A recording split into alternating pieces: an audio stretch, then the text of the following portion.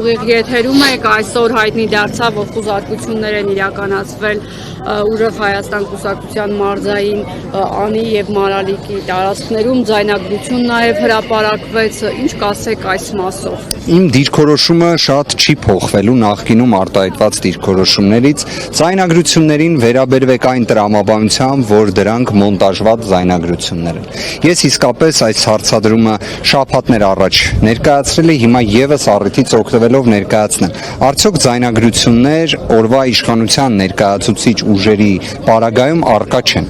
Ես վստահ եմ, որ դրանք առկա են, բայց ինչի համար դրանք չեն հրապարակվում։ Այսինքն որտեղից այս երկակի ստանդարտը։ Չգիտեմ, արդյոք նկատել եք, թե ոչ այսօր առավոտյան Գոհարը Ղումաշյան, մեր գործընկերը, բավականին հետաքրքիր մի դեպք ներկայացրեց, որը վերաբերում է Երևանի քաղաքապետ Տիգրան Ավինյանի գործողություններին։ Այստեղ ուզում եմ հատուկ ընդգծել, որ ոչ թե պետք է հարցին նայել Երևանի քաղաքապետի պաշտոնի տեսանկյունից, այլ ելնելով այն հանգամանքից, որ վերջինս քաղաքացիական պայմանագիր կուսակցության պատգամավորի թեկնածու է։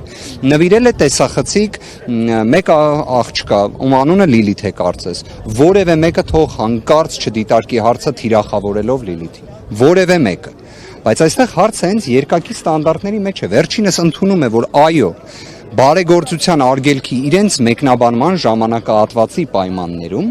նվիրել է տեսախցիկ, լուսաբանել է այդ ամենը, որոշակի PR հավելյալ արժեք է ստացել այդ ամենից, բայց մյուս կողմից մենք դեռ հակակոռուպցիոն կոմիտեի որևէ հայտարարություն չենք տեսել։ Իդեպ օրինակ հենց նույն Տիգրան Ավինյան նշեց, որ կարծես դժվարություն է եղել, պետք է ավելի շուտ այդ տեսախցիկը նվիրատվությունը որպես ներկայացվեր, փոխանցվեր, բայց հիմա է արվում։ Ինչ է դա նշանակում, որ երևի թե որոշակի խոսակցություն կա, չէ՞ դրա վերաբերյալ։ Այսինքն հեռախոսազանգ է, չէ՞ երևի արվել պարզելու համար տեսախցիկը որպես նվեր փոխանցվել է թե ոչ։ Պարզել են, հետո վերջինս ասեց, որ դա խնդիր է, որ չէր արվել դա եւ այլն, քանի որ գումարը շատ ավելի վաղ էր փոխանցվել եւ այլ։ Բայց հիմա օրինակ այդ խոսակցության ձայնագրությունը չեն ուզում հրապարակել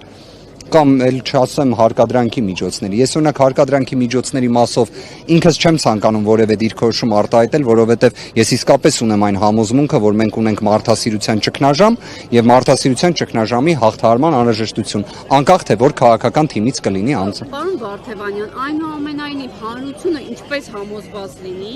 որ այդ ձայնագրությունները իրապես ինչպես դուք եք պնդում, մոնտաժված է, չի համապատասխանում իրականությանը, որովհետև պարբերաբար գրեթե ամեն օրը մեջ իրավապահ կառույցը հրապարակում է ձայնագրություններ, այսօրվանն էլ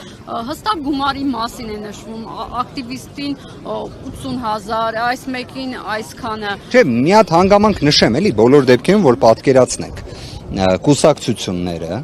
հասարակական կազմակերպությունները, հիմնադրամները, կարող է դա զարմանալի թվա ինչ-որ մեկի համար, բայց ունենում են աշխատողներ։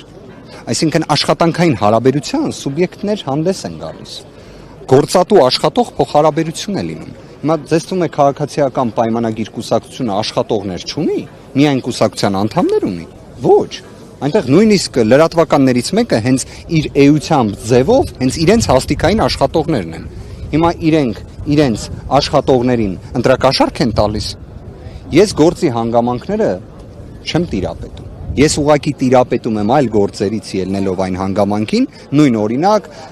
լեգենդար հետախույզ Արթուր Ավանեսյանի դեպքով, իսկապես ձայնագրությունները, որոնք հրապարակվել էին, մոնտաժված են։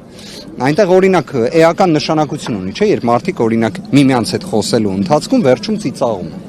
Օրինակ դա նշանակություն ունի թե ոչ։ Հիմա օրինակ այդ հատվածները հանվում են։ Դա չեղավ, որ մոնտաժվում է եւ կոնտեքստից կտրվում է։ Այլ գործողություններ եւս անում են։ Իսկ այն, որ այդ ձայնագրությունները, հիմա օրինակ ես նկատեցի 3 Սիսյանի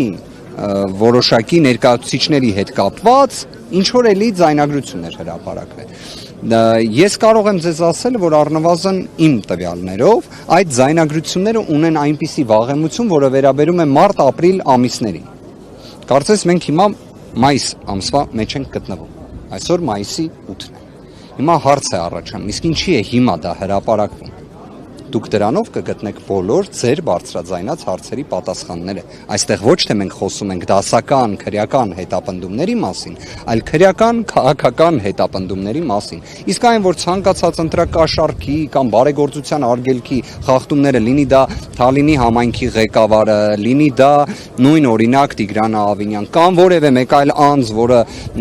այսպես ասած առնչվում է ուժեղ Հայաստանի հետ, իհարկե անընդունելի է։ Եվ բացառում եք, որ նաև ներդրված անձինք լինեն եւ միտումնավոր նաև այսպիսի ձեռնարկություններ այն որ քաղաքական հետապնդումների տրամաբանության մեջ շատ գործողություններ կարող են լինել, բայց մի բան հստակ է, ուժեղ Հայաստան կուսակցությունը իր գործունեությունը իրականացնում է բացառապես օրենքի սահմաններում։ Ձեզ լավ տրամադրություն։